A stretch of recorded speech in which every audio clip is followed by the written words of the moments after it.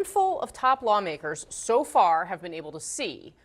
The debate over what exactly that video shows has fallen, perhaps predictably, along party lines. Today, sources tell CNN that Admiral Frank Bradley, the officer who oversaw the strikes, told lawmakers yesterday he and other military officials deliberated for about 41 minutes while the two survivors clung to the overturned boat.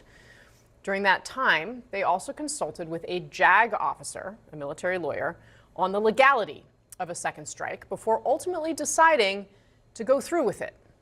All of this as the Pentagon released video last night showing a new strike on another suspected drug boat in the Eastern Pacific. Joining us now in the arena to discuss, Democratic Congresswoman Maggie Goodlander of New Hampshire. She sits on the House Armed Services Committee, is a former intelligence officer in the U.S. Naval Reserve. Congresswoman, thank you very much for being here.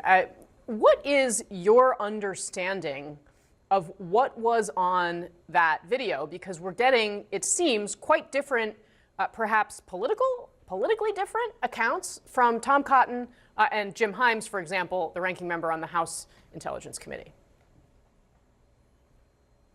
Well, Casey, thanks so much for having me. Here's what I'd say. There is bipartisan support for making this video available to the American public.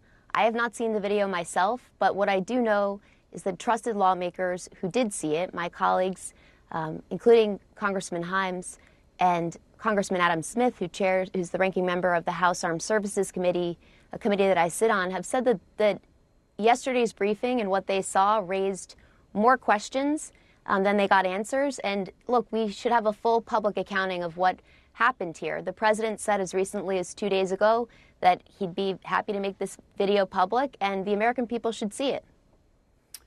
Congresswoman, do you believe, based on these accounts, that a war crime was committed here?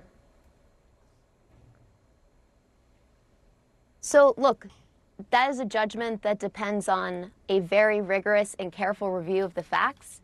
And that is something that we are committed to getting to the bottom of. And so that is my position. I'm deeply concerned, as any human being who hears and reads the reports of this account. But this is a judgment, Casey, that is really dependent upon a careful and rigorous review of the facts and a deep understanding of the law, too. And I think the law here is clear. But the facts are as important as the law. So I know this from the years I spent at the Department of Justice. That's exactly what I was going to ask you about, because you do have this deep legal background, and you say that the law is clear. Certainly, the laws of war are clear, but in this case, the United States has an OLC, an Office of Legal Counsel, opinion that they have also been circulating on Capitol Hill that justifies any of these strikes, the first strike, the second strike, what have you. Are you comfortable? Do you feel like that legal justification is solid? Look, no, I'm not. I think there are two big categories of legal questions here. The first set, the threshold questions, go to the legal basis for these strikes. And you know, we know of 22 sets of strikes.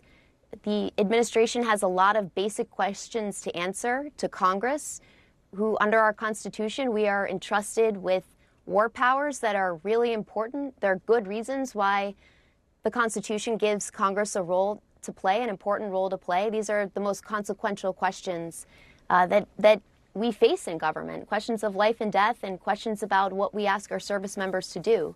And the administration has a lot of questions that they have not yet answered about the legal basis of these strikes across the board. If you don't understand the rules of power, you will certainly lose to someone who does. I'm going to teach you how to be more powerful, because power leads to success. Some of the things we're going to talk about having you do are going to make you feel uncomfortable. If you think hard work, loyalty, and waiting your turn will get you promoted, you're dead wrong. If you don't understand corporate politics, people less talented than you will take your promotion. Most people wait for permission, they wait for direction, they wait to be told what to do. Power favors those who move first. Attitudes follow behavior. So if you want to get rid of imposter syndrome, stop acting like an imposter. Don't resent power. Don't resent the people who have power. Master power. I'm Professor Jeffrey Pfeffer, and this is Masterclass.